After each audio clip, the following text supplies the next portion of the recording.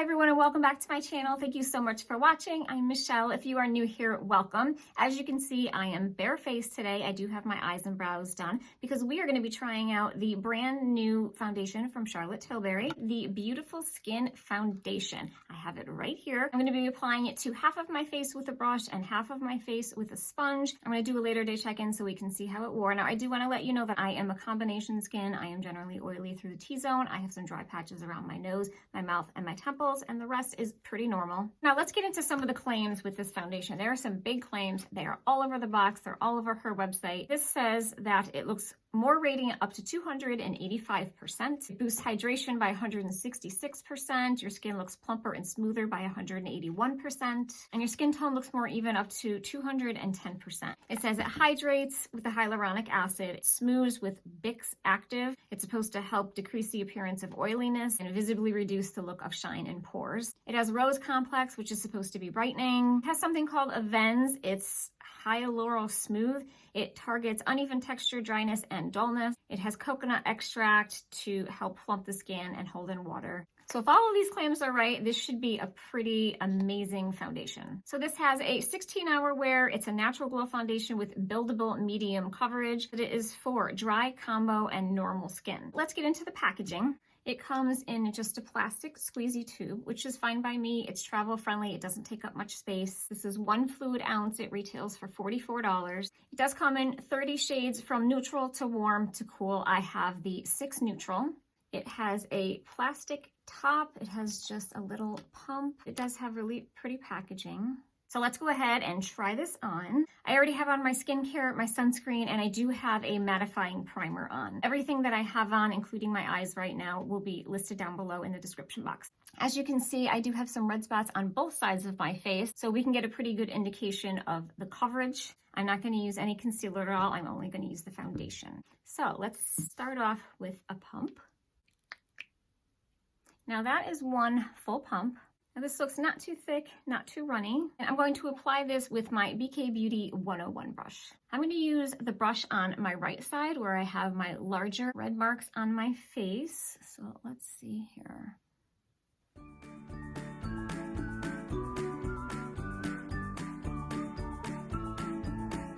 Oh, definitely did a good job toning down the redness, and I barely put any on. I still have a lot left. So let's see if we can go in and get a little bit of even a better coverage with no concealer.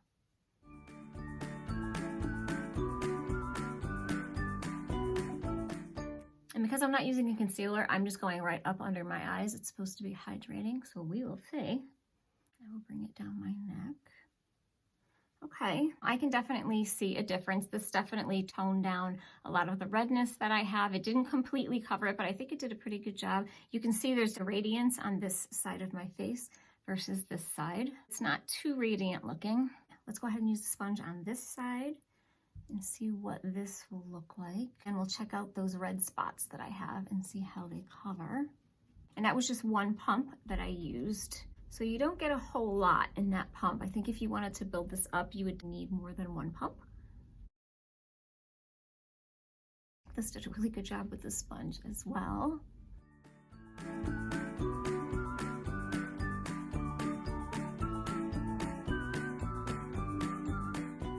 Okay, so let's compare sides now. I will zoom you in. So this is the brush side. You can see that. And then this is the sponge side. I think both sides covered really well. I prefer the sponge over a brush. I do think that the brush side covered a little bit more in this area than the sponge did. Overall, I think it looks really nice. So this is just 1 pump. I'm gonna go ahead and add another pump, and let's just see if we can build this up any more and not have it look cakey. So I'm gonna put a little bit more.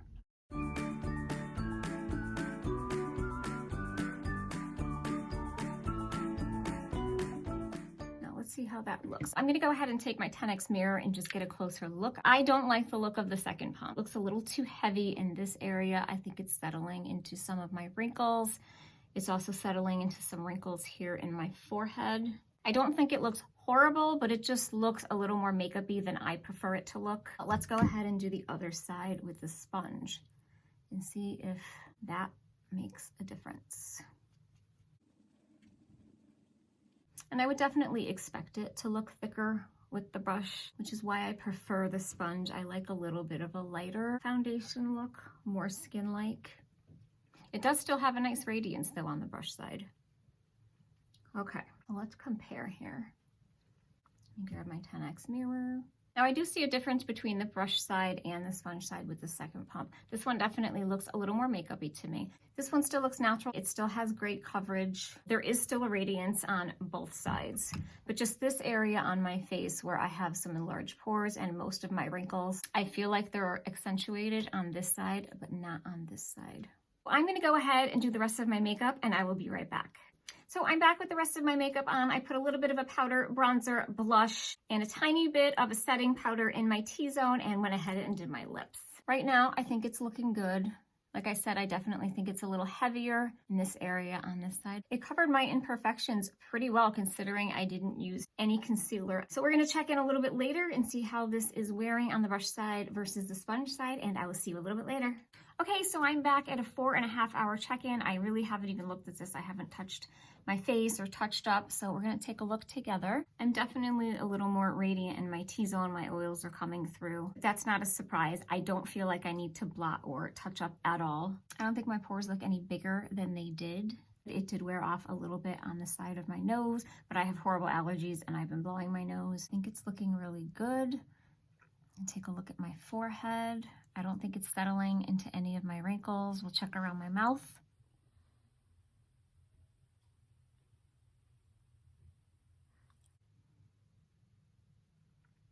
But it looks really nice. It's not doing anything naughty and sliding around. I went right up underneath my eyes with it. Yes, I have eye wrinkles and you can see them, but they don't look dry. They don't look cakey. They just look skin-like. It's not feeling sticky. It just feels very comfortable. I'm really happy with it. So this is my 4.5-hour check-in. I will check in again with you guys in another 4 hours. So it'll be about 8.5 hours, 9 hours. So we can at least get a decent wear test with this and see how it goes. If it stays like this, I will be very happy. So I will see you guys again a little bit later. Okay guys, so I am back for my final check-in. It's been about another 4 hours and 15 minutes or so, but let's take a look. Again, I haven't touched it. I haven't blotted. I don't think it looks much different as far as the brush and sponge side. I saw the difference in the very beginning after I applied it, but I think at the 4-hour mark, I still really didn't see that big of a difference. But this did have really good coverage. I don't feel like I needed to really go in with a concealer and to conceal all of these dots. Everything that I put on top of it has stayed, so it's not moving or sliding around. It looks really good and skin-like. Let's see if I can give you a close-up.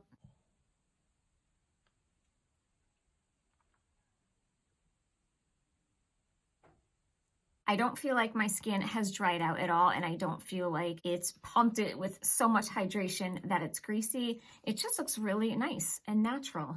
What did surprise me is considering all the hype with the hydration and the plumping, it went on completely different than I thought it would. Almost goes on like a little bit of a drier formula. So as far as who I think this would work for, I honestly think that this would work for all skin types. I think if you're oily skinned and you want to try it, absolutely use a primer. I don't think you should shy away from this at all. It really surprised me. If you have very dry skin, I would suggest making sure that your skin is really prepped and that it's moisturized before you put this on. You may even want to use a hydrating primer. I would start your application with a damp sponge. Give that a try, see how it looks, see how it feels on your skin. If you feel that using a damp beauty blender or sponge is too light for you, 100% use a brush. So you can go either way, depending on the type of look that you want. For oily skin, I say yes. For dry skin, I say yes. So obviously everyone in between. I think it's worth a try. The color range is really good. It didn't oxidize on my skin, which is great. It's very true to color. So overall, I'm really happy with it. It's definitely a foundation that is going to make it into my rotation. Her name is appropriate. It is a really beautiful skin foundation. It's a great addition to her lineup. With that said, I'm going to go ahead and end the video here. I really hope that you enjoyed this video and found it helpful. If you did, please give it a big thumbs up. I would love it if you would hit the subscribe button before you go. As always, thank you so much for taking the time to watch. It really means a lot to me, and I will see you in my next video. Hyaluronic smooth. I'm spitting.